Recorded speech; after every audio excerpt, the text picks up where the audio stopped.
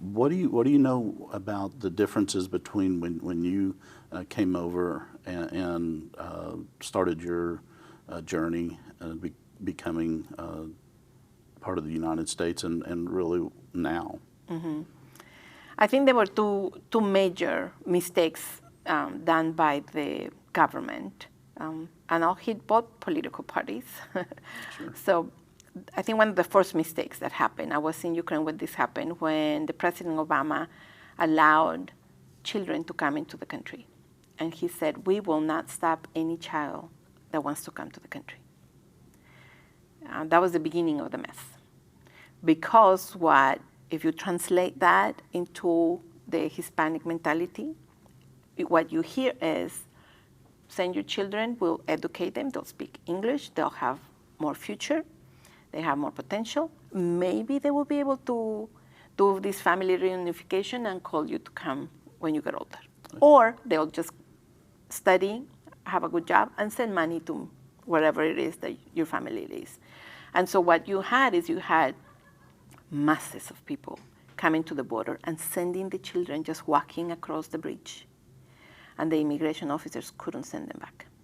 And so you had thousands and thousands of children that you don't have facilities for them. You can't provide all the needs because they discover that, oh, do they have the vaccines? Oh, what level of school? Oh, they don't know English. And so then it was a major catastrophe of how do you meet the needs of the children?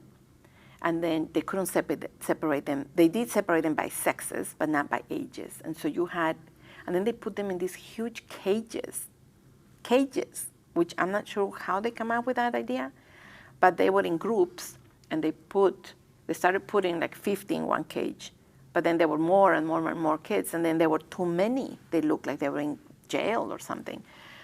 So that was a major disaster, and they're trying to find different states that could take them, and then they were busing them and separating some of the siblings, and in the process, some of the children were lost. And so that was a huge disaster. So that was one of them.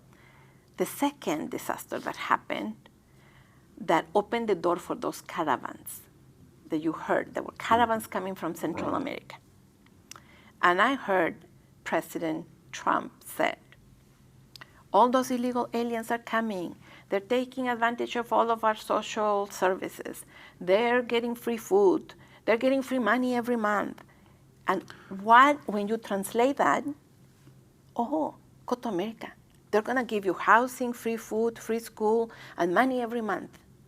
So basically, he was showing the golden ticket. He was advertising. And he didn't realize that what that translated is, let's go. So then you have masses of people now in communities. Let's all go. Let's go. If we go one or two, they can send us back. But if we go in the hundreds, they cannot stop us. And that was the beginning of the masses of groups that were doing a caravan through Central America, crossing through Mexico, creating a major crisis in Mexico as well. Somehow, in all these, people not only focus on the United States, Mexico has a major crisis with that many immigrants. And so they had to feed them on the way and try to help them.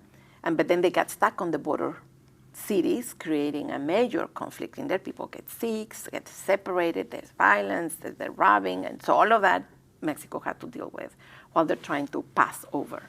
And so both administrations had major mistakes that opened the door for the Hispanic population or Latin American population to say, this is our ticket. This is our one chance to be able to at least first send our kids, and then later let's all go and get together with the rest of our family members that we already sent to the children that we sent before.